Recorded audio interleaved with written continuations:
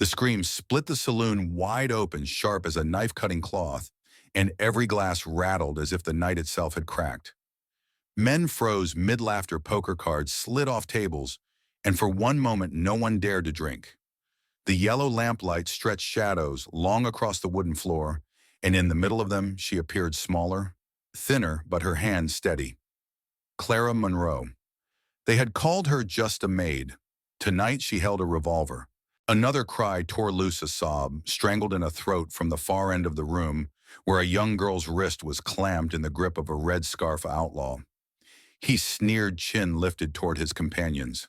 Three of them in all dust on their boots, eyes that said they feared nothing. The sheriff sat by the door, hand on the table near his badge, but his gaze slipped aside as if the lamplight was too harsh. Someone cursed under their breath. No one rose. Clara stood behind the bar. She set down the rag, her eyes sweeping the room like a herdsman counting cattle in panic. Her heart thundered like hooves on the hard northern slope.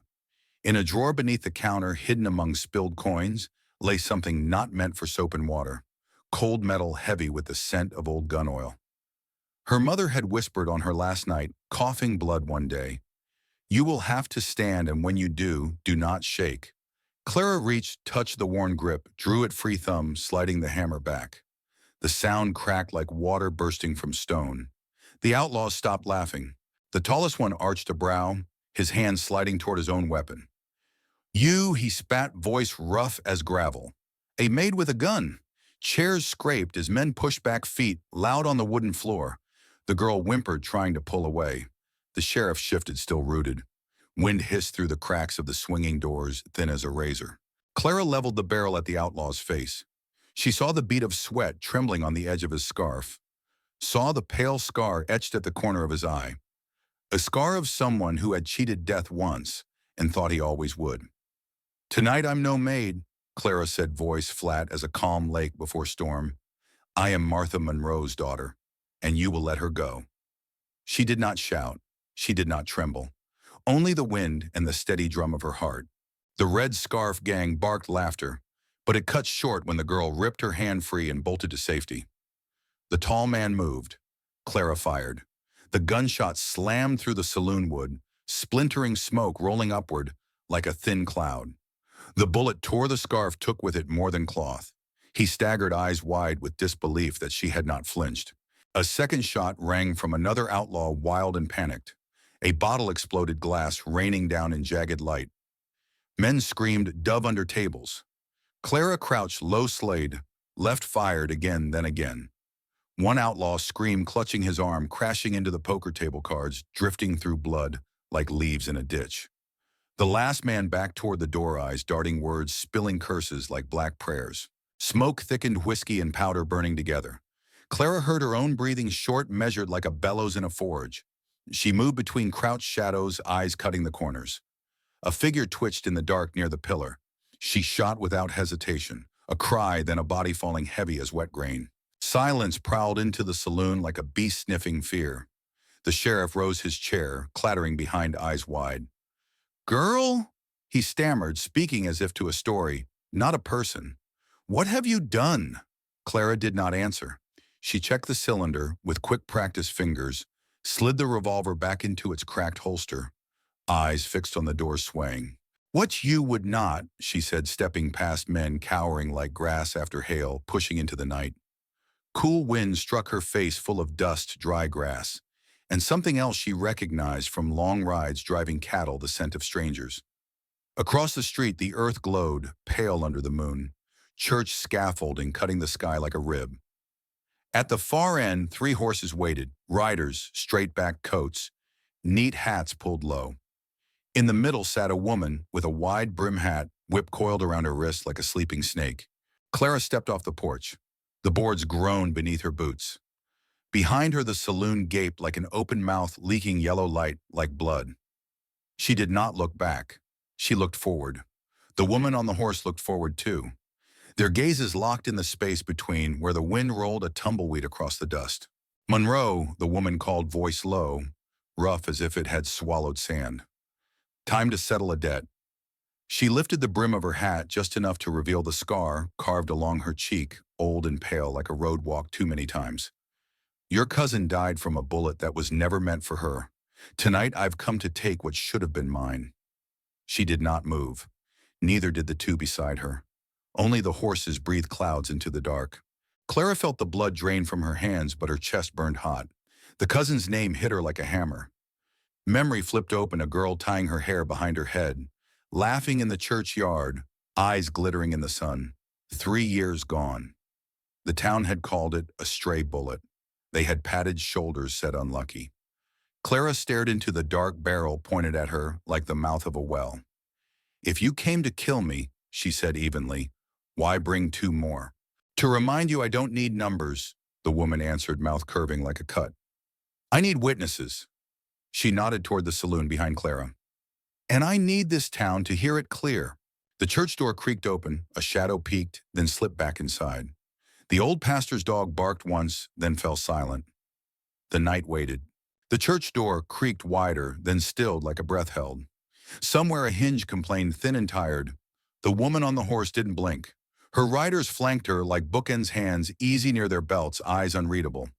Clara Monroe took one step off the saloon porch and let the swing doors hush behind her. The night was a bowl, every sound dropped in would echo. "Say the debt," Clara said. "Say it plain." The woman tilted her head, letting moonlight etch the road of that pale scar. "Name's May Calder," she said. "My sister was Nora Calder, the seamstress who stitched your cousin's wedding dress. She never wore it. A bullet from that alley took her instead. 3 years back. The town called it stray. The town was wrong." A stir ran through the dark like minnows under a boat. A curtain in the boarding house twitched and stilled. The sheriff stepped into the doorway of the saloon behind Clara, then froze there, his badge, a dull coin in bad light. "And you think I pulled that trigger?" Clara said, voice even. "I think someone under your family's roof did," me answered. "The night your uncle's boys ran whiskey through the Eastern Pass and drew fire down into Maine, somebody in that house fired back blind. Nora died in that blind. I came for the shooter. I came for truth spoken where all can hear. If I don't have both by sunup, this town learns how quickly wood burns." Her riders didn't nod. They didn't need to. Clara watched their horses' breath fog, then thin. She felt the saloon's air at her back grow crowded, the way rooms fill when men want to see blood, but hope it won't be theirs. "Truth is a knife that cuts both," Clara said. "You hold a threat to a whole street, you'll carve yourself too." May's mouth thinned. "I make my cuts careful." Clara let silence sit a moment. Let the threat settle like dust. Then she said, "Sunup where?" "Dry Creek Bridge." May's eyes flicked past Clara to the sheriff. "Bring the shooter. Bring a witness who will swear. If the shooter's dead, bring the gun and the name of the hand that hit it. That's the only mercy you get." She wheeled her horse without flourish. The two riders wheeled with her hooves crunching the hardpack. They didn't gallop. They simply turned and went shapes, sliding into the darker shapes beyond the last lamp. Clara stood in the road until their sound dissolved. Then she turned on the saloon. Men backed from the doorway as if the night itself had come in. The sheriff tried on a frown, found it didn't fit, and let it slip. "Inside," Clara said. "All of you saw enough faces the night Nora fell to fill a Bible. Tonight you speak." No one moved. Clara walked past the sheriff. He shifted aside without thinking. Inside, the floor still glittered with a drift of broken glass. Smoke hung low, a tired sheet. The girl whose wrist had been gripped now pressed herself into the shadow's hands, knotted at her apron. Clara looked at the sheriff. "You were in that alley the night she died." His mouth worked. "I went where the shots were."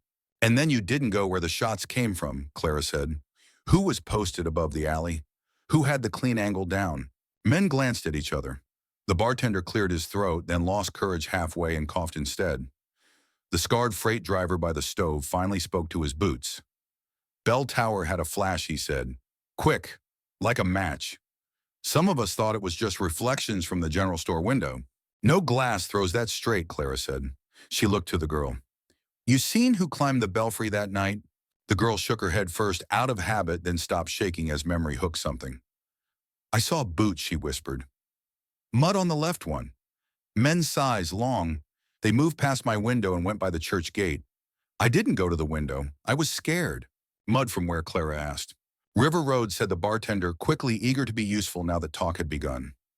"We had rain that afternoon. Only place that held it was the River Road ditch. The sheriff found a piece of spine. It's been 3 years, he said, trying to taste authority. No track holds that long. But people's habits do, Clara said. Folks step the same steps when they believe no one's looking. Who takes River Road to cut into town after dark regular? Someone muttered a name too soft to catch. Clara lifted her chin, louder. Pike, the freight driver said. Deputy Pike. He's got a place down by the bend. He cuts River Road every time he's late to his own post. The room shifted like a herd when one cow spooks and the rest pretend they didn't. The sheriff's jaw went tight. Mind your words, he snapped at the driver. You're close to slander. I'm close to a clock that runs out, Clara said. Where's Pike tonight? The sheriff said nothing. The bartender's eyes did a small dance that landed on the back door. Clara moved first. She pushed past the bar through the swinging half door to the narrow hallway. The kitchen smelled of onions and fear. Beyond it, the rear stoop opened on black. Clara stepped out and let the dark take her eyes, then give them back. A shadow peeled off the end of the alley trying to be smoked. Clara didn't call to it. She ran. Boots pounded wood to dirt to packed road. The shadow cursed and veered right toward the narrow run between the blacksmith's and the tinsmith's sheds. Clara took the left, cut him at the corner, and when he saw her there, he ran straight for the fence that backed onto the churchyard. She hit him at the rails. They went down in a knot of elbows and dirt. He shoved hard, found a knee, and Clara saw stars. She recovered by instinct, ramming her palm up under his jaw, the way her mother had taught her to stop a steer from goring. He gagged, choked, kicked free, and scrambled, but her hand had already taken what she came for, a strip of leather from his belt sheath torn clean. She let him run. No need to chase a man who would circle back to his fear. She stood breathing the night in loud gulps, then looked at what she held. A sheath strip worn smooth by a familiar weight. Stamped into its cracked surface was a maker's mark from Silva's shop, 2 towns over, and below it, a nick burned by a stray coal. She had seen that nick once up close when Deputy Pike leaned to lift a drunk from the street and his holster swung into lamplight. Clara walked back through the kitchen to the saloon front. The sheriff had not followed. He stood exactly where she left him, as if the floorboards had nailed him there. Pike ran, Clara said. She tossed the strip onto a table. He ran because he knows this leather and I know this mark. If he didn't fire from that tower, he knows who did and wore his rig to do it. The room made a sound like a prayer said wrong. The freight driver crossed himself out of habit, then remembered he wasn't Catholic and let his hand fall. The sheriff's voice dropped low tight. You can't hang a man on a torn strap in a memory. No, Clara said. But you can bring him to the bridge at sunup and let truth sort him. If you don't, May Calder will sort the town with fire. She'll start with your office. His lip twitched. She saw calculations behind his eyes, fast and messy. He was not a brave man, but he had learned to survive. Pike's not in my house, he said finally. He keeps a room over the tinsmith's. He paused, then added, he's got friends who drink with Burton Vance. The name thickened the air. Burton Vance owned half the crates that rolled through Redemption Creek, and a quarter of the men, body and vote both. He had no official title. He needed none.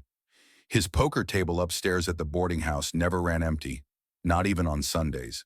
So Clara said, we pull 2 threads. The girl from before stepped into the light, then apron twisted in her fists. I heard Pike argue with someone the night Nora died. She said words coming like water that had been dammed too long. Outside my window, he said, no one will know where it came from if you fire from the bell.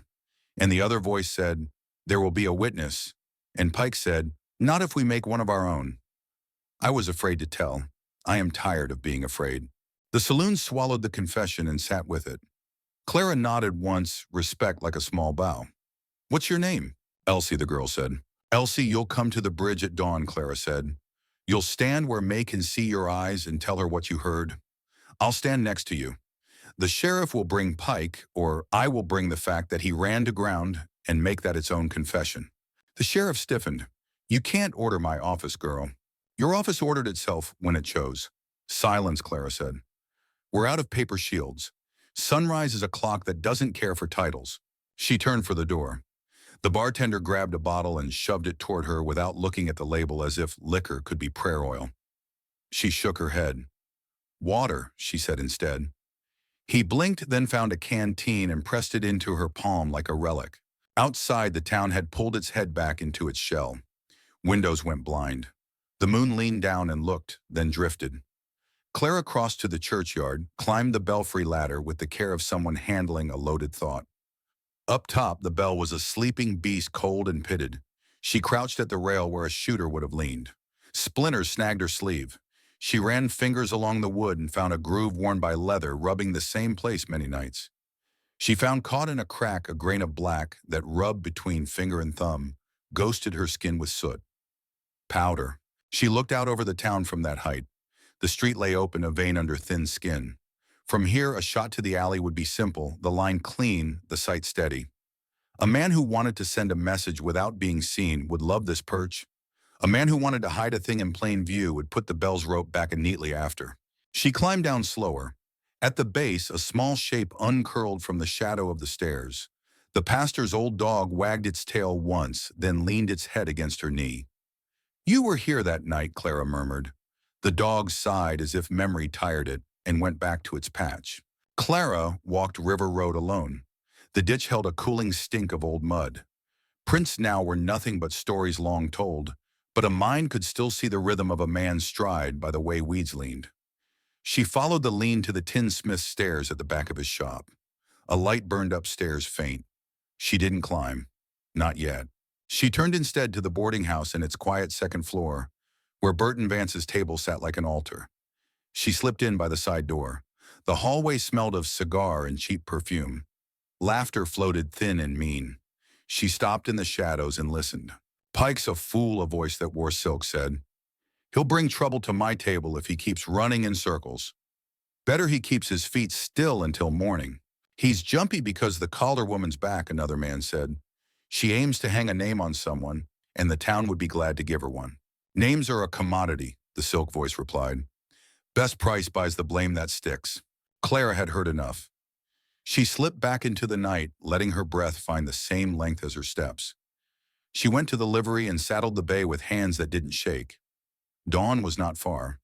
Between now and then, she needed the thing that liars fear most, a simple proof. She rode to Silva's place 2 towns over in her mind, and then remembered a shorter road. Old man Silva had a traveling stamp kit he sold to ranches to mark leather on site. 3 summers back, Deputy Pike had ordered a replacement stamp after his old one cracked. The tinsmith kept the receipt in a ledger for tax because men like Vance love paper more than bullets. The ledger would be locked in a tin box behind the counter. And the tinsmith, for all his habit of looking down, feared Vance just enough to keep 2 keys, one on a hook, one under the 3rd floorboard. Clara crossed to the shop, counted planks, and lifted the board with her knife. Her fingers found cold metal. Inside the ledger lay fat and smug. She turned pages by lamplight, stolen from the street, found the entry Deputy Pike holster. Stamp replaced Silva Mark 22. Below it scrawled smaller, a note loan of tower key to Pike return pending. She folded the page carefully, slid it into her coat. She put the ledger back. The floorboard kissed home with only a soft thud. When she straightened, a shadow fell across the doorway. "You're making enemies in a hurry," the sheriff said from the threshold. There was something new in his voice, fear that had learned to wear respect. "You'll bring yourself to that bridge, and you'll bring a storm with you." "Storms break heat," Clara said. "And they wash blood off stone?" She stepped past him into the cooling night. "Bring Pike, or bring your best excuse for why you couldn't. Either way, May Calder gets a name at sunrise." The clock in her head ticked louder. Dry Creek Bridge waited a thin line over a black cut in the earth. She walked toward it as if the road had been written under her feet long before she was old enough to choose it. Behind her, the town tried to sleep. Ahead, the dark held its breath for the first light. The road to Dry Creek Bridge was a ribbon of dust and stone, pale under the moon. Clara walked it with her coat-tight revolver heavy at her side. The page from Silva's ledger folded against her ribs like an extra heart. Every fence post leaned like a witness too tired to speak. The wind carried smells of sage and smoke faint, but growing as if fire was waiting for its cue. When she reached the bridge, the planks moaned under her boots. Below, the creek whispered over stone, thin from drought, but steady. She leaned on the rail and looked east. The sky there was bruised, streaked with violet. Dawn was not far. The air held that raw hush that comes when night and morning measure each other, neither willing to give first. A horse snorted behind her. Clara turned slow. May Calder was there astride her tall black mare, the scar on her cheek now a pale river in the dim light. Her two riders flanked her silent as stone, their faces unreadable, their hands resting easy but close to their belts. You came, May said. You asked, Clara replied. Did you bring a name? I brought truth, Clara said, tapping her coat. Truth written by a hand that sells leather to liars. Truth stamped the way no man can unstamp. May's gaze sharpened, but before she could speak more, hooves rattled the road. The sheriff rode up with two deputies. One of them was Pike. His eyes were wild, his shirt damp with sweat. Though the night was cold, the sheriff's jaw was set hard, but the lines on his face showed cracks deeper than age. May swung down from her horse. Her boots hit dirt with a weight that made the bridge shiver. Stand him there, she ordered. The sheriff shoved Pike forward. The deputy stumbled, cursed, then caught sight of Clara. His face twisted into something between rage and pleading. She's setting me up, Pike spat. You all know it. She's been gunning for me since the bell tower, Clara cut in. She pulled the torn strip of leather from her pocket, held it up to the lantern one of May's riders carried. The nick gleamed. This mark sat on your belt 3 years ago. And the ledger says you borrowed the tower key. Borrowed and never returned. Pike's mouth opened, then closed. His eyes darted to the sheriff. The sheriff didn't meet them. May stepped closer. You put the bullet that killed my sister. Pike shook his head too fast. No, I gave the key. That's all. It wasn't me pulled the trigger, I swear. To who, Clara asked. To your bottle or to Burton Vance? The name landed like a stone dropped in still water. Even May blinked. One of her riders spat in the dirt. Vance again. He sat in the boarding house last night bragging, Clara said. He buys names like cattle, then sells the blame to whoever will hang easiest. Pike was his hand. Vance was the mine. May's eyes burned. Then bring me Vance. Before Clara could answer, another thunder of hooves cut the dawn. Men rode hard from town, 6, maybe 7, their silhouettes black against the paling sky. In the lead, Burton Vance himself, coat flaring, cigar clenched in his teeth, though the ride had stolen most of its smoke. Behind him, armed men carried rifles loose across their saddles. There, Pike shouted, hope flaring ugly. That's the law in this county. That's who owns the ground you stand on. Vance reined in smile wide but cold. Ladies, sheriff friends, what a sight before breakfast. But this meeting's unnecessary. The matter of old accidents should stay buried. We've got no use for ghosts. May's hand went to her revolver. Clara laid a hand out, stopping her. Ghosts don't fade when the grave was dug. Shallow, Clara said. She pulled Silva's ledger page, held it high. This proves the hand, but the mind is here smoking a cigar he didn't earn. The men behind Vance tensed, rifles lifting. The sheriff's deputies stiffened, unsure where to aim. The bridge groaned as the creek below hissed louder, like it knew blood was near. Dawn cracked the horizon in a line of red. May drew. Clara drew with her. The bridge erupted in thunder. Bullets chewed wood and air. Men shouted, horses reared. Pike dropped, flat scrambling under the rail. The sheriff cursed, ducked. Clara's shot rang true, grazing Vance's arm and spinning him sideways. May's bullet took one of his riders clean out of the saddle. The bridge swayed with the chaos. Clara rolled, fired again. Saw the sheriff finally lift his own revolver and shoot at Vance's men instead of the women. Betrayal or justice, it didn't matter. Steel sang and smoke rose. Vance bellowed orders, but his men faltered when arrows whistled from the trees, Takakota's people drawn by whispers, by old debts unpaid. The tide turned. Vance's riders broke. Pike crawled, tried to slip off the bridge, but May caught him, her boot on his wrist. Her revolver aimed down. Say it, she snarled. Say her name. Pike sobbed. Nora, I didn't mean I just wanted Vance promised. The words spilled into the dirt. The sheriff heard them. Clara heard them. The dawn heard them. May lowered her gun, but her eyes promised nothing soft. Vance, wounded and snarling, was dragged from his horse by 2 of Takakota's braves. His cigar fell into the creek. His empire cracked with the light of morning. Clara stood chest-heaving, revolver empty, but her will unbroken. The bridge smelled of gunpowder and rising sun. May looked at her scar, pale in the new light, and nodded once. Debt's paid, May said. But the ledger of men like him never closes. You'll see. Clara holstered her gun, eyes on the horizon. Then I'll keep standing. The creek below sang louder, as if it approved. The sun climbed, washing the blood with gold. Redemption Creek had a new story now, one written by a maid no longer invisible, a cowgirl whose hand did not shake. The sun did not wash everything clean. It gilded the bridge and the creek and the barrels of spent guns, but the smell of powder and fear clung like a second skin. Men moved with the hush of those who have seen a story change hands. Takakota's braves faded back among the cottonwoods, ghosts stepping into deeper green. The sheriff bound Burton Vance's hands with a length of wire taken from a fence. His jaw set his eyes not yet brave enough to meet Clara's. "We walk him in." May Calder said, voice scraped and even. She had holstered her revolver, but the way she stood told everyone she didn't need it to be dangerous. Pike knelt near the rail, clutching a wrist swelling purple, whimpering like a dog that had realized the wagon wouldn't swerve. "He talks first," Clara said and stooped to lift the torn strap again.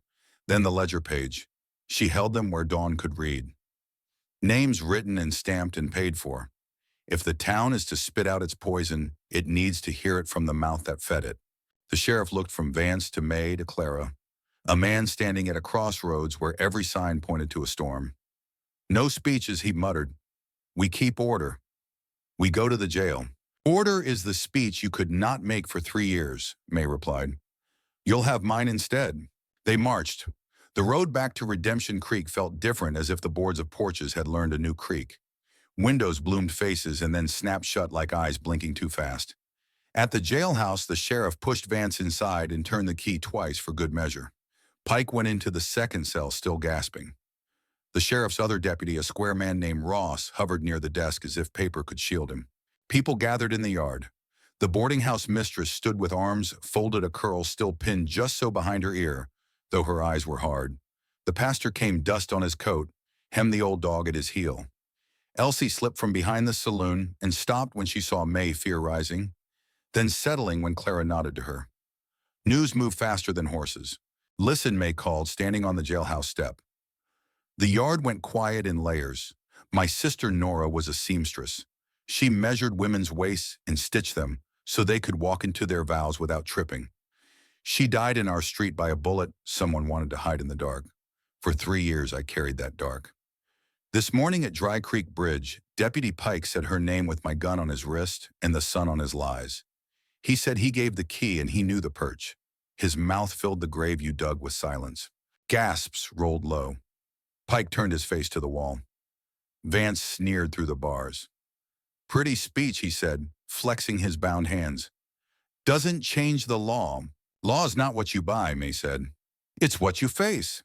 She lifted the ledger page. "And this is paper you didn't get to first." Clara watched Vance's eyes, then the way they slid not to the paper, but to the sheriff's desk drawer, to the safe behind it, to the stack of writs tucked under the blotter. She read the direction of his thoughts and felt the air change. A plan is a smell if you've chased enough cattle to know when they mean to break left. "Lock the back door," she told Ross quietly, "and fetch water." Ross went, confused but obedient.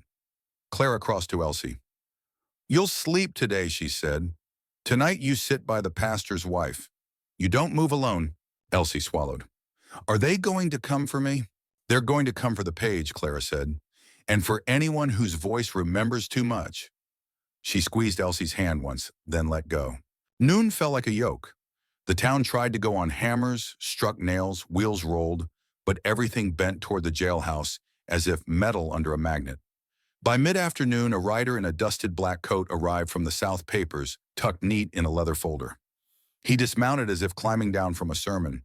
"Cyrus Hale," he announced, holding up the folder. "Circuit judge appointed."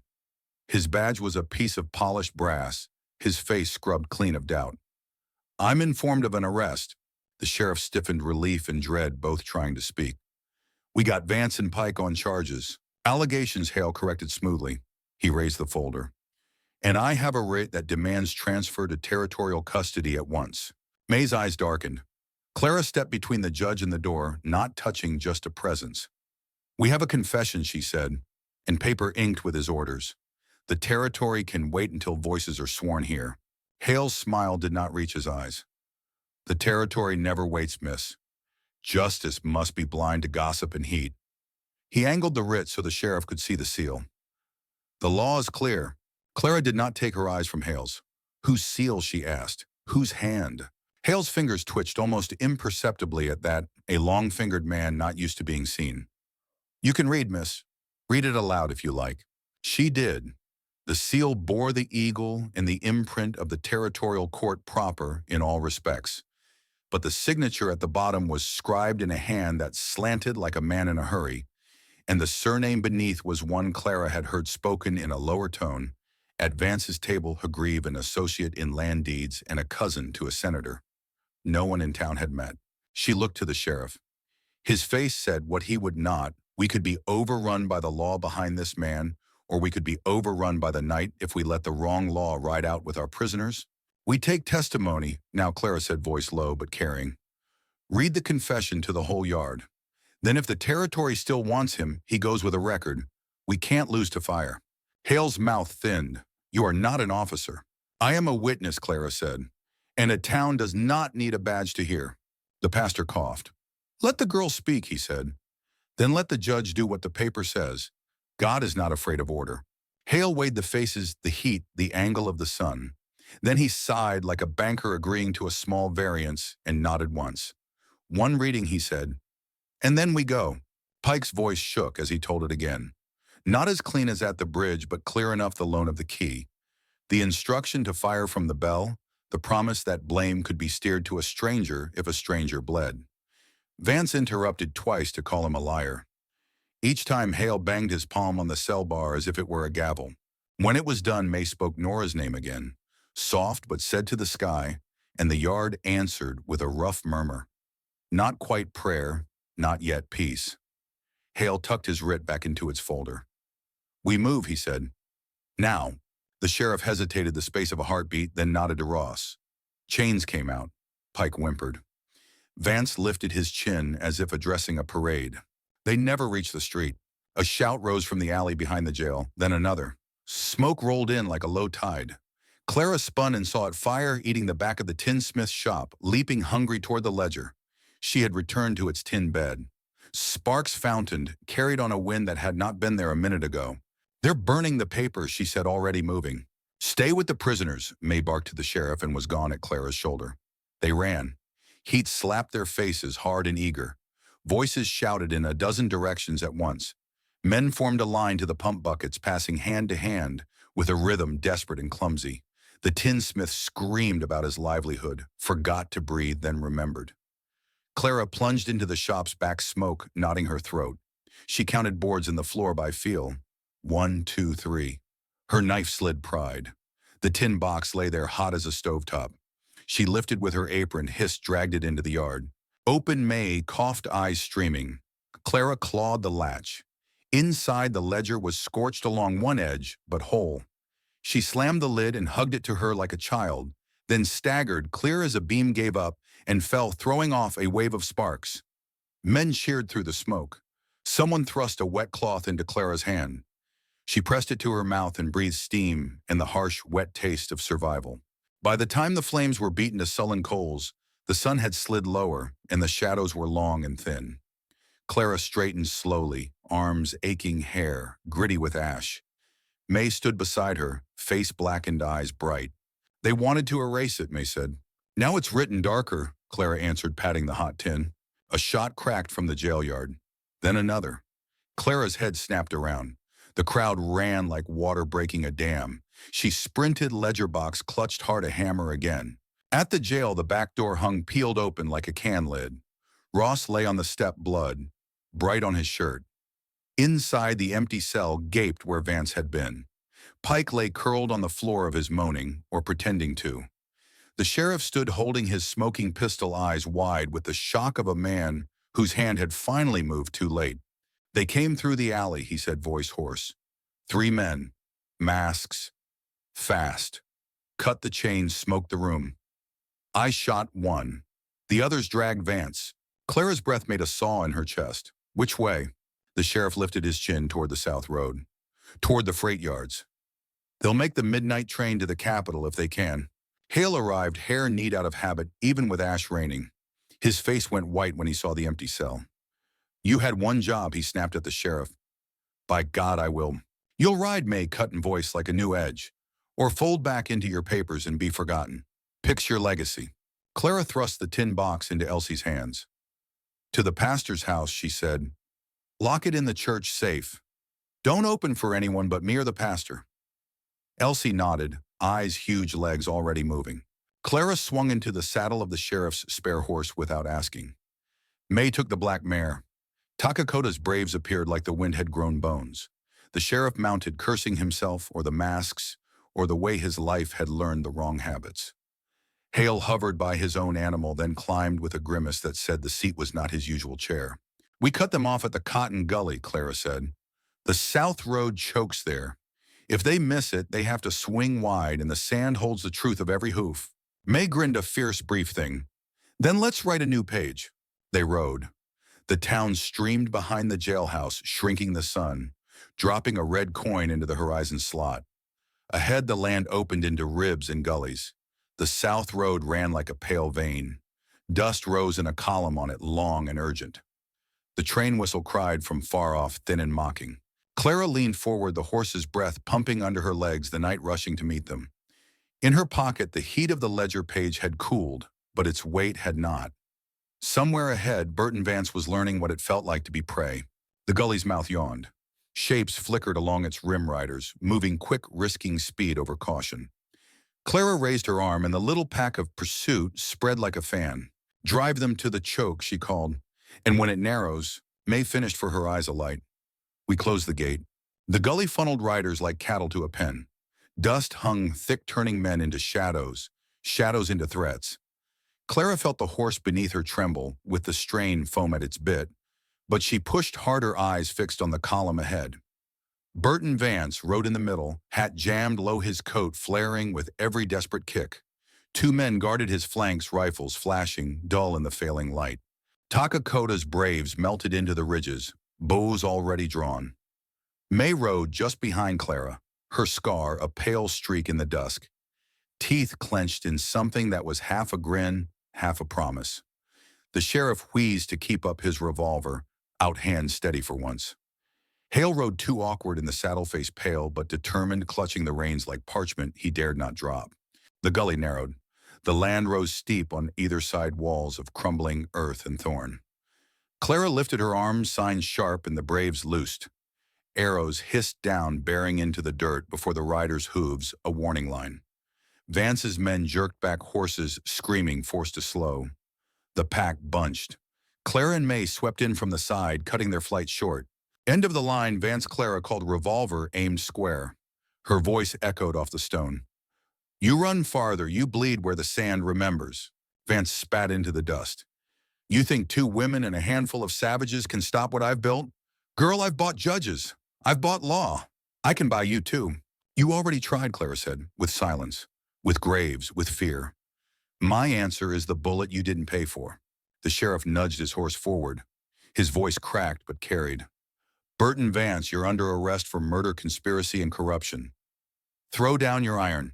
The men flanking Vance hesitated. One looked at Clara, then at the sheriff, then at Vance. He let his rifle slip from his hand and raised both palms. The other swore, turned his gun, but May shot first. Her bullet ripped the weapon clean from his grip, the echo rolling down the gully like thunder. Vance's eyes burned. He yanked a pistol from his coat faster than a man his age should. Clara's heart jolted. She fired. The world cracked in white. Dust exploded. The smell of powder was sharp as blood. When her vision cleared, Vance was on the ground, pistol fallen from his hand. His arm bled, torn at the shoulder. He groaned, tried to rise, but May was already there. Boot planted on his chest, revolver aimed between his eyes. You bought the law, May said, low and steady, but you never owned the dawn. Hale dismounted, nearly falling, but forced himself upright. Alive, he rasped. We need him alive. The papers. The trial. May looked down at Vance, then at Clara. Her finger tightened, then loosened. She stepped back, gun lowering. Alive, she said, but not free. Takakota's braves bound Vance, rough and sure. The sheriff gathered, the surrendered men, voice shaking, but growing firm. Hale scribbled notes on a scrap torn from his folder, eyes darting between the captured and the captors like a man watching a balance finally tip. Clara holstered her revolver. The adrenaline drained, leaving her knees weak, but she stood straight, chin high. The night wind cooled her face, carrying away the smoke. Above them, the first stars bled through the fading red of sunset. "It's done," the sheriff said almost to himself. Clara shook her head. "No, it's begun. The town heard truth this morning. Now the territory will hear it too." Vance spat dust eyes full of venom. "They'll bury you for this, girl. You'll wish you'd stayed scrubbing floors." Clara crouched beside him close enough for him to see the steadiness in her gaze. "I was invisible once." "Never again." May laid a hand on Clara's shoulder, heavy certain. "You stood," she said. "And when you did, you didn't shake." Martha would have been proud. The gully fell quiet. Only the creek in the distance whispered, steady, unbroken. Clara turned her face toward the horizon where night and day wrestled in silence and knew this was not the end of her story. It was the first page others would read by firelight, the tale of a maid no longer hidden, a cowgirl whose courage had carved her place in the West. The march back to Redemption Creek began under a sky black as coal stars, sharp as nails. Burton Vance rode bound on a mule, his wounded arm wrapped tight but bleeding through. Every step of the animal jarred a groan from him, but his eyes still burned like a man who believed the world owed him breath. The sheriff rode close, revolver drawn, the weight of failure earlier that day pressing him forward now. May called or flanked the column, silent and grim, her shadow stretching long in the moonlight. Clara rode at the rear, scanning the ridges, feeling the land hold its breath. They reached the rail line by midnight. The iron gleamed faint, a snake catching starlight. Hale insisted they make the final miles along it, claiming the train was due at dawn and the sight of soldiers would deter trouble. But Clara's gut twisted. Railroads bred greed, and greed bred friends for men like Vance. Dust stirred ahead. Clara lifted her hand, halting the column. The night whispered in ways it shouldn't, a cough, where no man should be, a horse stamping with no herd nearby. May caught her glance, her scar paling in the dark. "Ambush," she mouthed. The first shot came a breath later, a crack that shattered stillness. A bullet sparked off the rail beside Hale's boot. Horses reared, riders cursed. Shadows rose from the scrub, half a dozen, maybe more rifles spitting fire. Clara slid from her saddle, rolled into the dirt, returned fire. May's gun barked beside her, steady, relentless. Takakota's braves melted into the dark arrows, whistling, finding their marks with silent judgment. The sheriff bellowed orders, though fear gnawed at his tone. Vance laughed through his pain, a low, broken sound. "You can't cage money," he sneered. "It buys its way out." Clara shot the ground near his boots, silencing him. "It doesn't buy dawn," she hissed. Then she crawled forward, inching toward the ridge where the flashes bloomed. A shadow loomed. Clara fired, missed, swung her revolver like a club, and felt it crack bone. The man dropped, rifle clattering. She snatched it up, braced it to her shoulder, and sent 2 shots into the dark where more shadows moved. Screams answered. The ambush faltered. May strode through smoke and dust, dragging a man by the collar, his mask torn. "Railroad muscle," she spat. "Paid dogs." Hale staggered from behind a rock, coat-torn face pale. "They meant to kill the prisoner," he said. "Erase him before he reached trial." Clara wiped sweat and blood from her brow. "Then we ride faster, before they bring more." They pushed through the rest of the night, weary, bleeding, but unbroken. When the first glow of dawn lit the church spire of Redemption Creek, they entered town like revenants. Vance, battered and bound, slumped in his saddle. No laughter left. Townsfolk gathered wide-eyed, whispering as the column passed. On the jailhouse step, Clara turned to May. "This isn't over. His money will keep clawing." May nodded. "Then we keep standing." Clara faced the crowd, voice hoarse but clear. "You saw him taken. You saw his men fall. This town will not hide behind silence again. If he walks free, it won't be because we bowed." The crowd murmured louder now, anger and hope mixing. The sheriff raised his badge for once, not to shield himself, but to swear. "By this mark, Burton Vance will face trial." And in that moment, as the sun climbed, Clara Monroe felt the weight of the West shift just slightly toward justice, carved by her own hand. The trial came 3 days later, held in the old church, because the courthouse could not hold the crowd. Dawn light streamed through cracked, stained glass, painting the benches in bruised colors. Burton Vance sat shackled between 2 deputies, his fine coat torn, his hands bandaged but still restless. Beside him, Pike hunched, small eyes, hollow lips, moving in silent prayers that no one cared to hear. The judge was Hale, cleaner now, hair slicked, coat pressed, but the lines under his eyes told of nights without sleep. He called order, though the church was already so hushed that every cough struck like a hammer. Clara sat near the front, revolver, holstered, hands steady on her knees. May stood just behind, arms folded, her presence towering over silence itself. Takakota lingered in the shadows, his bow notched only in memory, his gaze fixed on the men who had sought to crush his people. Elsie took the stand first. Her voice trembled, but the words came clear and sharp as glass. She told of the argument she'd overheard, of Pike's voice urging a shot from the bell tower, of the promise that blame would fall elsewhere. Every syllable bent the room toward belief. Pike buried his face in his hands, shoulders shaking. The ledger followed, blackened at the edges from fire, but Hale read from its pages with deliberate care. The entries spoke of stamps, of keys, of payments, signed in Vance's name. The town listened, breathless. Whispers surged like wind in tall grass. Finally, Clara rose. She walked to the front, her boots thudding hollow on the old wooden floor. She faced the judge, then the town, then Vance. 3 years, she said, voice low but fierce. 3 years you let this town think Nora Calder's death was bad luck. 3 years you bought silence with fear. No more. Fear has no coin left to spend here. The West may be lawless, but it does not belong to men who bury truth. Vance lifted his chin, tried to summon the sneer that had bought him power. But the sneer trembled. His voice cracked. You think they'll hang me? I own judges. I own governors. Not this Judge. Hale cut in, slamming his hand on the pulpit. Not this town. The verdict came swift, unanimous. Guilty of conspiracy, guilty of murder, guilty of corruption. The church erupted not in cheers, but in a long exhale, as if a weight had been lifted from every chest. They took Vance away, his curses swallowed by the roar of the crowd outside. Pike followed, broken, whispering that he had only ever been a pawn. No one answered him. When the church emptied, Clara stayed behind.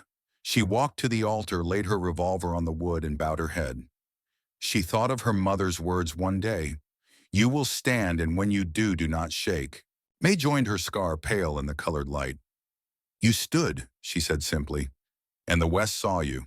Takakota stepped forward, resting a hand on Clara's shoulder. My people do not forget debts, he said, nor do we forget those who choose truth when lies are cheaper. The sheriff, humbled, came last. He looked at Clara with something close to shame, close to respect. The badge should have done what you did, he said. Maybe now it will. Clara lifted her revolver, slid it back into its holster. She walked out into the morning sun, the town alive with new breath. The saloon doors stood open. The streets rang with voices no longer hushed. The wind carried dust, yes, but also hope. She paused by Nora Calder's grave at the edge of town. A simple wooden cross, weathered but upright. Clara knelt, laid a hand on the earth. Justice came, she whispered, and it stayed. The sun climbed higher, setting the west aflame with gold. Clara Monroe stood, squared her shoulders, and stepped forward.